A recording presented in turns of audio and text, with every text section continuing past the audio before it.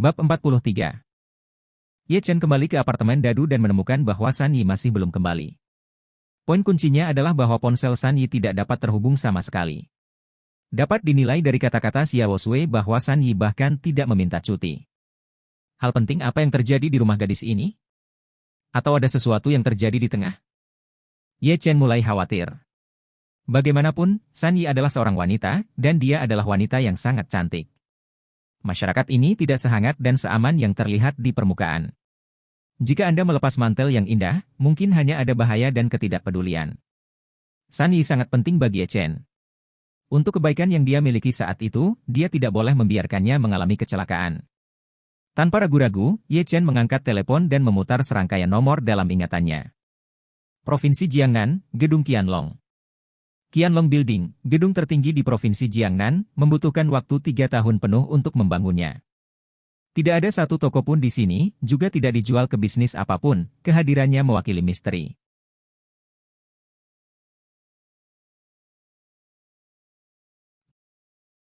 Itu berdiri di pusat Provinsi Jiangnan, dan tampaknya berada di luar keramaian dan hiruk-pikuk kota. Semua orang yang memasuki gedung Qianlong harus menjalani 6 prosedur pengujian. Ada 18 penjaga keamanan bersenjata di gerbang Guangmen. Poin kuncinya adalah bahwa penjaga keamanan ini adalah prajurit kuno. Ada pendapat berbeda tentang kekuatan di baliknya, dan tidak ada yang tahu asal-usulnya atau mengapa itu ada. Beberapa orang berpangkat tinggi di Provinsi Jiangnan hanya dapat memahami satu hal melalui berbagai hubungan yang kompleks. Di lantai atas gedung Qianlong hidup seorang pria yang sangat menakutkan. Pria ini mengendalikan semua kekuatan di seluruh gedung. Pria ini mengendalikan operasi dunia bawah tanah Provinsi Jiangnan. Pria ini, bahkan keluarga papan atas di Provinsi Jiangnan harus menghindar. Dia adalah Ye Lingtian, Raja Nanjiang. Pada saat ini, di lantai atas gedung Qianlong, Raja Nanjiang bersandar di kursi dengan mata tertutup, dia meletakkan satu tangan di satu sisi kursi dan bermain dengan medali khusus dengan tangan lainnya. Pola medalinya sangat aneh. Ini sebenarnya naga hitam yang haus darah. Naga hitam itu tampaknya berlama-lama di awan dan kabut, menutupi langit dan matahari, dan bahkan menatap manusia di bawah. Tiba-tiba, telepon di atas meja berdering. Hampir seketika, mata harimaunya terbuka, sedikit bersinar, dengan rasa dingin yang berdebar-debar. Hanya 6 orang di dunia yang mengetahui nomor ini. Raja Nanjiang mengulurkan tangannya dan meraihnya sedikit, dan telepon itu sepertinya ditarik oleh sesuatu dan langsung dihisap. Dia meliriknya, dan ternyata itu nomor yang tidak dikenalnya. Apakah itu salah? Tepat ketika dia akan menutup telepon, dia tiba-tiba memikirkan sebuah kemungkinan. Mungkinkah dia yang menelepon? Tanpa ragu, dia langsung menekan tombol jawab. Siapa ini? Tidak ada suara di ujung telepon yang lain, dan keheningan itu sedikit menakutkan. Raja Nanjiang Ye Lingtian menggelengkan kepalanya. Sepertinya dia melakukan kesalahan. Tepat saat dia akan menutup telepon, sebuah suara malas terdengar. Ini aku. Mendengar suara ini, Raja Nanjiang berdiri secara keseluruhan, dan napas yang keras menggulung tubuhnya. Tubuhnya gemetar, dan napasnya sedikit pendek. Dia menjaga telepon selama 3 tahun. Tidak pernah berdering. Saya hanya berharap pria itu dapat mengingat nomor ini suatu hari nanti dan meneleponnya. Tapi harapannya berkali-kali mengecewakannya. Dia bahkan merasa bahwa gelar Raja Nanjiang tidak layak disebut. Tapi sekarang, pria itu akhirnya menelepon, dan ID penelepon menunjukkan bahwa pihak lain berada di Provinsi Jiangnan. Tuan Istana, suaranya bergetar tak tertandingi, bahkan dengan sedikit tangisan. Jika tokoh-tokoh top di Provinsi Jiangnan melihat Raja Nanjiang seperti ini, mereka pasti akan menganga, karena Raja Nanjiang hanya melihat pembunuhan dan kematian. Bagaimana bisa ada kelembutan seperti itu? Sekali lagi, jangan panggil saya ketua aula, dan jangan coba-coba memeriksa nomor ini. Jika saya tahu bahwa Anda telah mengatur seseorang untuk bersama saya bersumpah, saya akan menghancurkan semua yang saya berikan kepada Anda, termasuk milik Anda. Hidup. Suara dingin itu terdengar. Sial, Raja Nanjiang tidak berani mengatakan apa-apa lagi, dan suaranya berhenti. Temukan seseorang untukku, namanya San Yi, kampung halamannya di kota Dafan, Jiangcheng. Dan dia saat ini adalah Direktur Pemasaran Grup MI. Dia kehilangan kontak 10 jam yang lalu.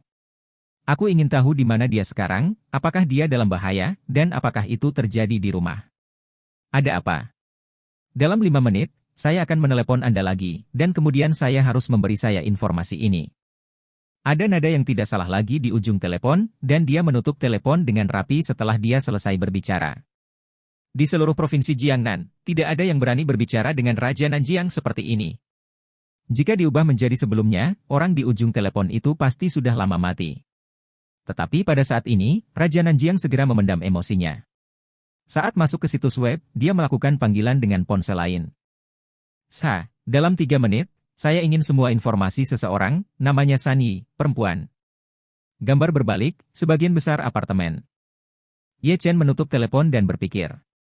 Faktanya, dia tidak pernah ingin membuat panggilan ini, dan dia bahkan tidak ingin perkembangan atau balas dendamnya ada hubungannya dengan kelompok orang ini.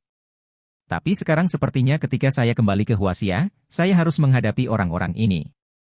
Dia melihat waktu, duduk di sofa, mengeluarkan sebungkus rokok dari sakunya, mengocoknya sedikit, dan sebatang rokok jatuh ke tangannya. Pemantik api dinyalakan, dan awan kabut berputar-putar. Saat Anda kesal, merokok adalah obat penawar yang baik. 5 menit berlalu dalam sekejap mata. Ye Chen memadamkan puntung rokok di tangannya, menjentikannya dengan jentikan jarinya, puntung rokok meluncur melintasi busur, dan jatuh langsung dan akurat ke tempat sampah. Dia menekan nomor itu lagi. Ada berita. Nada di ujung telepon lebih tenang. Dian, batuk. Aku sudah memeriksa berita tentang Sunny. Dia meninggalkan apartemen Jiangcheng Dadu pada pukul 11.35 siang, mengendarai Volkswagen 180 TSI Beetle, dan melaju ke rumah sakit rakyat kelima Jiangcheng pada pukul 12.25. Masih terparkir di tempat parkir rumah sakit banyak. Menurut penyelidikan Jiangcheng, adik Sunny, San Haose, mengalami kondisi mendadak pada pukul 11.20 malam dan membutuhkan operasi segera dengan biaya 700.000 yuan. Kami mengambil nomor teleponnya dan pengawasan rumah sakit. Selama periode penemuan, dia menelepon 3 orang. Panggilan pertama adalah perusahaan hipotek, dan Nona Sunny menjual Beetle dengan harga sangat rendah 50.000 yuan. Panggilan kedua dan ketiga adalah nomor pribadi. Ketika panggilan ketiga ditutup, Nona Sunny melemparkan telepon ke tempat sampah kedua di luar bangsal 512 di lantai 5. Saya memiliki penyelidikan terperinci di sini. Tidak perlu mengirim ke Anda surel. Tidak perlu. Ye Chen menggelengkan kepalanya tanpa daya dan menutup telepon. Gadis ini, mengapa dia tidak mengatakan pada dirinya sendiri saat ini, bukankah dia menganggap dirinya seorang teman? Atau apakah Anda pikir Anda tidak dapat melakukan apapun tentang diri Anda sekarang? Saya dengan jelas mengatakan kepada Anda bahwa saya menghasilkan hampir 100 juta, jadi mengapa Anda tidak percaya? Ada seorang dokter jenius yang tinggal di sebelahnya, mengapa dia harus bergantung pada dokter dukun itu? 700.000, Ye Chen tahu betul bahwa Sunny hanya memiliki 300.000, dan bahkan jika dia menjual mobil, dia tidak bisa mendapatkan sisa 400.000. Adapun 2 panggilan telepon pribadi itu, saya khawatir itu untuk meminjam uang. Pada akhirnya, dia gagal. Sekarang Sunny seharusnya menjadi waktu yang paling tidak berdaya. Pada saat ini 5 tahun yang lalu, saya adalah yang paling tidak berdaya. Hari ini, 5 tahun kemudian, adalah waktu yang paling tidak berdaya bagi Anda. Terserah saya untuk menarik Anda keluar dari jurang ini. Oh, sungguh wanita yang bodoh. Ye Chen mengambil jaket dan menutupi tubuhnya, menutup pintu, dan terjun ke dalam kegelapan. Bab 44. Rumah Sakit Rakyat Kelima Jiangcheng. Dari luar, Sunny memperhatikan kakaknya di unit perawatan intensif dengan suasana hati yang rumit. Pada siang hari, dia menerima telepon dari ayahnya, mengatakan bahwa kondisi saudara laki-lakinya memburuk, dan jantungnya berdetak kencang. Dia pikir itu hanya beberapa data yang tidak normal seperti biasa, tetapi dia tidak berharap untuk bergegas ke rumah sakit. Bahkan lebih mahal 700.000. 700.000 terlalu jauh untuknya. Meskipun dia adalah direktur grup Huamei, gajinya benar-benar tidak seberapa setelah hipotek dan biaya pengobatan abadi saudara laki-lakinya. Deposit 300.000 yuan masih merupakan uang maharnya. Sekarang, karena kondisi kakaknya, dia rela menghabiskan 300.000 yuan dan bahkan menjual mobil, tetapi itu masih belum cukup. Dia hanya bisa memanggil paman keduanya, San Yongfu. San Yongfu telah bekerja di pengolahan kayu di Jiangcheng selama beberapa tahun terakhir dan telah menghasilkan banyak uang. Dia telah membeli mobil mewah Mercedes-Benz dan 150 meter persegi. Rumah dapat dikatakan bahwa dia telah menjadi makmur di Jiangcheng, adalah keberadaan terkaya di keluarga San mereka. Sebenarnya, dia tidak ingin membuat panggilan ini, karena keluarga paman kedua memandangnya dengan sangat tidak nyaman, seolah-olah mereka berada di posisi tinggi. Jika tidak benar-benar putus asa, dia lebih suka meminta seseorang untuk meminjamnya. Tidak lama kemudian, ayah San Yi, San Yonggui, memimpin keluarga San Yongfu ke sini. Saat dia berjalan, dia menganggukkan kepalanya dan berkata, ini benar-benar berkah bagi HOC saya untuk datang ke sini. Sayangnya, saya tidak tahu hutang apa yang saya miliki di kehidupan terakhir saya. Tuhan ingin memperlakukan saya seperti ini, satu-satunya harapan sekarang adalah HOC dapat bertahan hidup. Kesulitan? Ketika dia keluar dari bangsal, San Yonggui buru-buru berkata kepada putrinya San Yi, Xiaoi, kamu belum menyapa paman keduamu, bibi kedua, Yao Yao. San Yi tersenyum, menyeka air mata dari sudut matanya, dan berkata, paman kedua, bibi kedua, Xiao Qian. Terima kasih telah membantu kami saat ini, sungguh terima kasih. San Yongfu melirik San Yi dan sedikit terkejut. Dia tidak menyangka San Yonggui, pria yang jujur, bisa melahirkan putri yang begitu cantik. Jika dia menemukan keluarga kaya di masa depan, nasib keluarga San Yonggui diperkirakan berubah. Istrinya Dong Chaizu juga memperhatikan hal ini, dan berbisik kepada suaminya San Yongfu, makan malam terakhir, bukankah kamu bercanda bahwa kamu akan memperkenalkan seseorang kepada putra bodoh Tuan Li? Apa pendapatmu tentang San Yi? Mungkin pernikahan ini sudah selesai, dan daftar bahan bangunan Heng Seng akan diselesaikan di masa depan. Mata San Yongfu berbinar, dan istrinya cerdas. Meskipun putra bodoh Tuan Li sudah gila dan terpesona sepanjang hari, dia tidak menikah dengan putrinya sendiri, jadi apa yang dia takutkan? Kuncinya adalah dengan menantu perempuan seperti San Yi. Presiden Li masih belum bahagia? Mungkin Tuan Li tidak tahan dengan pesona San Yi, dan ayah dan anak itu akan pergi berperang bersama. Jika pernikahan ini terjadi, dia pasti akan menjadi penerima manfaat terbesar sebagai pengantar. Pada saat itu, Tuan Li senang, dan bisnisnya pasti akan meningkat. Putri mereka San Yao Yao secara alami mendengar rencana orang tuanya, dan ada senyum di sudut mulutnya. Sebagai seorang wanita, dia paling cemburu pada mereka yang lebih tinggi dan lebih tampan darinya. Dan San Yi tidak diragukan lagi adalah orang yang paling dia benci tahun ini. Pada pertemuan keluarga, selama dia menemukan kesempatan, dia tidak akan menyia-nyiakan upaya untuk pamer atau menyindir di depan San Yi. Dia sangat memandang rendah keluarga San Yi, mengapa dia melahirkan putri yang begitu cantik ketika keluarganya tidak punya uang?